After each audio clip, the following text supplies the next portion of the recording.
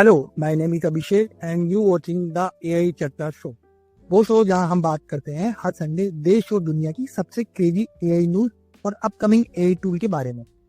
ये एआई चर्चा शो का एपिसोड 1 है।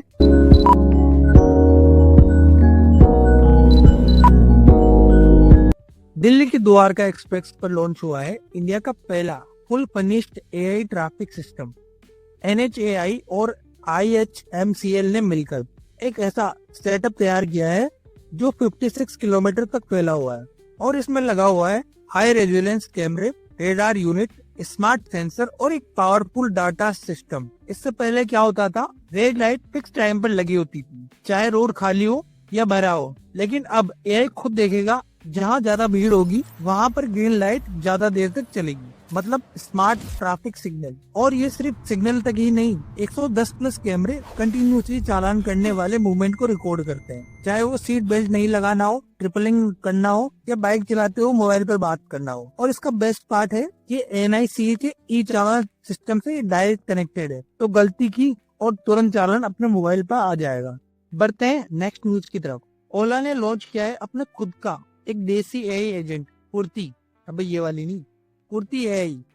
ये कोई नॉर्मल चैटबॉट नहीं, ये एक एआई एजेंट है, मतलब एक ऐसा एआई जो खुद सोचता है और इंसानों की तरह डिसीजन भी ले सकता है। ये 13 प्लस इंडियन लैंग्वेज को समझता है और इस एक एआई से आप कैब बुक कर सकते हो, खाना भी ऑर्डर कर सकते हो, अपने बिल को पे कर सकते हो। सोचो आप इसे बोलते हो, कुर्ती एआई मुझे कल सुबह 9 बजे दिल्ली के लिए कैब चाहिए। अब नॉर्मली अदर एआई क्या करते हैं, वो आपसे पूछेंगे कौन सा ऐप खोलूं, कौन सी कार टाइप आपको चाहिए, कंफर्म करूं या नहीं करूं। बट कुर्ती एआई ये खुद ओला को ओपन करेगा, कैब ढूंढेगा और बुक भी कर देगा बिना आपके हाथ लगाए। इसमें क्या बड़ी बात है, ये इंडिया में पहली बार कोई एआई इतना ऑटोनोमसली लेवल पर काम कर रहा है। ये खुद सोचता है, समझता है और एक्शन भी खुद ले लेता है। बढ़ते हैं नेक्स्ट न्यूज की तरफ। बेंगलोर बेस्ड एक स्टार्टअप शॉपओएस ने अभी 20 करोड़ की सीड फंडिंग उठाई है और जिसे लीड किया है खुद बेनी बंसल ने, वही फ्लिपकार्ट वाले भैया। शॉपओएस क्या करता है, ये एक एआई पावर्ड प्लेटफॉर्म है जो छोटे व्यापारी को हेल्प करता है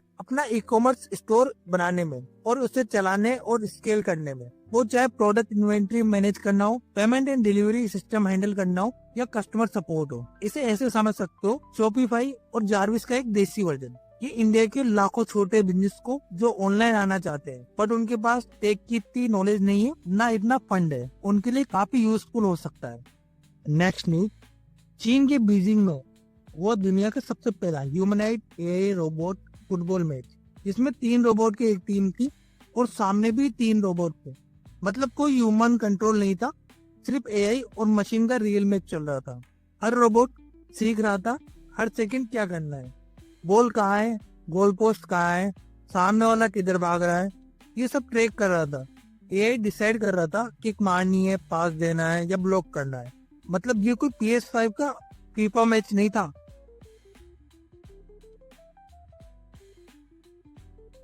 कुछ दिल्ली में हुई एक हाई लेवल डिस्कशन जिसमें यूनेस्को और इंडिया ने मिलकर बात की एआई के सबसे जरूरी मुद्दे पर, इथिकल एआई। मतलब एक ऐसा एआई जो सिर्फ पावरफुल ही नहीं बल्कि जिम्मेदार भी हो। इस डिस्कशन का मेन फोकस रहा एआई बाय डिजाइन फ्रेमवर्क पर। यूनेस्को ने साफ कहा इंडिया का एआई मिशन पूरी दुनिया के लिए एक एग्जाम्पल बन सकता है, यानी एआई को शुरू से ही ऐसा बनाया जाए जिससे वो बायस ना हो, फेयरनेस हो और इंसानों को भला हो। वो अलग बात है कि इंसान चाहते नहीं भला हो।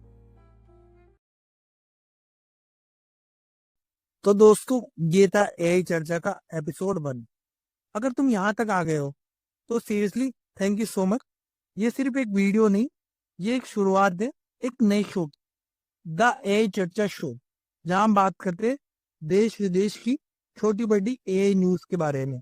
मिलते हैं नेक्स्ट संडे को नई न्यूज और एआई अपडेट के साथ।